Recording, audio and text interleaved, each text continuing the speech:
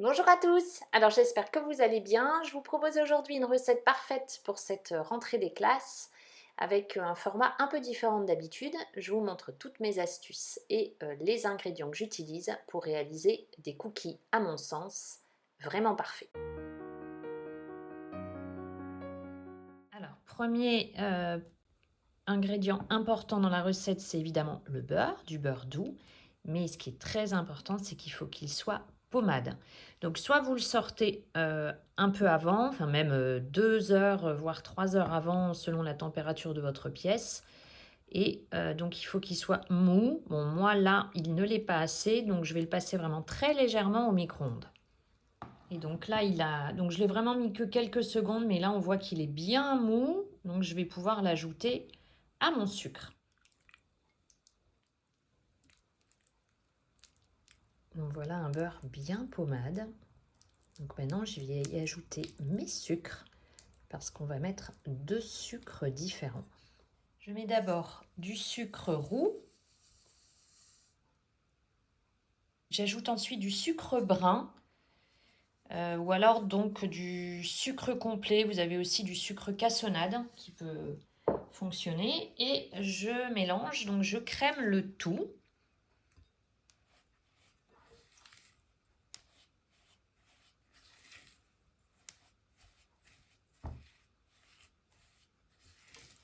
L'idée est d'obtenir vraiment quelque chose de très crémeux et très homogène. Donc quand on obtient donc cette préparation bien crémeuse, vous voyez quelque chose de bien crémeux comme ceci, j'ajoute mon œuf entier. Important, l'œuf entier à température ambiante. Bon, si vous me suivez, vous savez que je laisse toujours mes œufs à température ambiante. Et d'ailleurs, dans les magasins, on ne trouve pas les œufs au frais.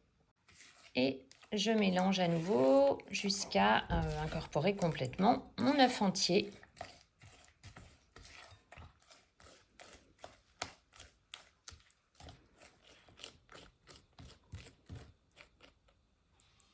Maintenant, je vais ajouter ma farine. D'abord, j'utilise de la farine T65. Donc, je mets moitié farine T65 et je mélange.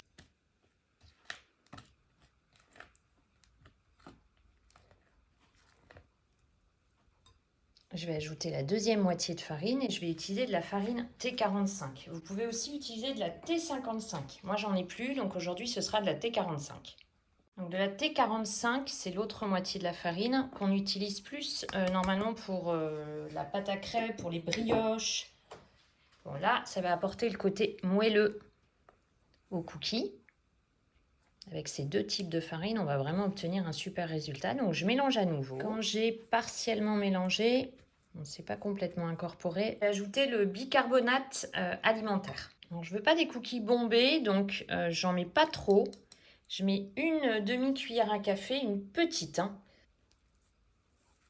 Et je mélange à nouveau. On commence déjà à obtenir une belle pâte. Elle est super belle déjà la pâte. Bon, alors je ne vais pas trop la travailler parce que je vais encore ajouter des ingrédients. Donc de la vanille. Bon, je mets une demi-gousse de vanille. Je vais mettre tous mes grains sur ma pâte. Et l'autre ingrédient aussi qui fait toute la différence, hop, on va mettre là, on va mélanger après, c'est la fleur de sel. Bon, si vous n'en avez pas, vous mettez du sel normal, mais c'est vrai que la fleur de sel, c'est vraiment le petit ingrédient en plus qui fait toute la différence.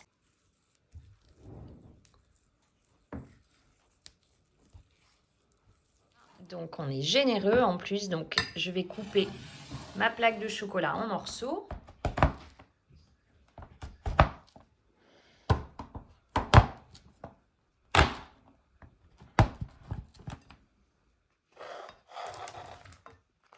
Je vais en garder un tout petit peu de chocolat pour mettre sur le dessus des cookies, juste avant la cuisson.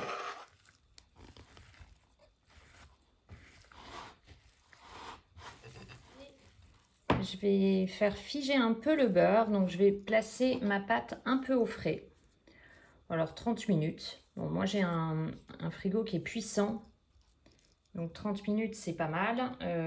Si votre frigo ne va pas, il n'est pas très très puissant, j'ai envie de dire, vous mettez un peu plus longtemps, mais là on va la placer donc au frais. Donc direction le froid pour 30 minutes. Pendant ce temps-là, je vais avoir le temps de préchauffer mon four à 165 degrés en chaleur tournante et également de préparer ma plaque de cuisson. Bon, la pâte elle est refroidie. Alors pas beaucoup, mais je vais faire donc des boules avec ma cuillère à glace et je vais les disposer sur une plaque de cuisson.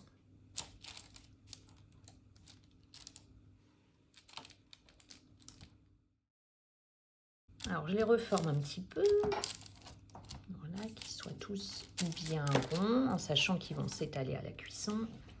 Et je vais reposer des petits morceaux de chocolat également sur le dessus. Bien sur les côtés parce qu'ils vont s'étaler, donc on en met bien.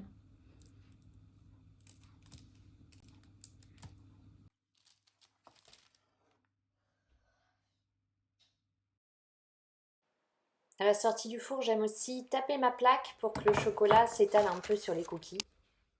Cette vidéo est maintenant terminée, donc comme vous le voyez, on obtient des cookies très fondants à l'intérieur, bon, avec vraiment une pâte croustillante à l'extérieur et fondante à l'intérieur. J'espère que cette nouvelle vidéo et recette vous ont plu. Si c'est le cas, pensez à liker, pensez à commenter, pensez à partager. N'hésitez surtout pas à vous abonner pour faire perdurer ma chaîne et activer la petite cloche pour recevoir une notification dès que je publie une nouvelle recette. À très vite pour une prochaine vidéo et prenez bien soin de vous.